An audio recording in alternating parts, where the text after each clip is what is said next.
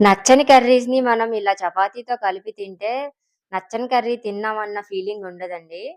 నాకు carrot beetroot curry అంటే అస్సలిష్టం ఉండదండి. ఎప్పుడు తినాల్సొచ్చినా నాకు చాలా పెద్ద బాధగా అనిపిస్తుంది. ఒకసారి ఈ వేలో ట్రై చేసి చూసాను. పర్వాలేదనిపిచ్చింది. తర్వాత 2, 3 సార్లు కుక్ చేశాను. బాగానే అనిపిచ్చింది. తర్వాత దానికి అలవాటు పడిపోయానండి. ఆ కర్రీ అంత బావుంటుంది. ఈ క్యారెట్ బీట్రూట్ కర్రీ చపాతీతో తింటే సూపర్‌గా ఉంటుంది. క్యారెట్, బీట్రూట్ ఆరోగ్యానికైతే చాలా మంచిది. అందుకని మా పాపకి ఎలా అయినా అలవాటు చేయాలనుకున్నాను. అందుకనే ఈ వేలో ఒకసారి ట్రై చేశాను. చాలా బాగా వచ్చింది. బాగానే ఉంది. అందుకని మా పాపకి చపాతీలో చేసి పెడుతూ ఉంటాను. తింటూ ఉంటుంది తను కూడా.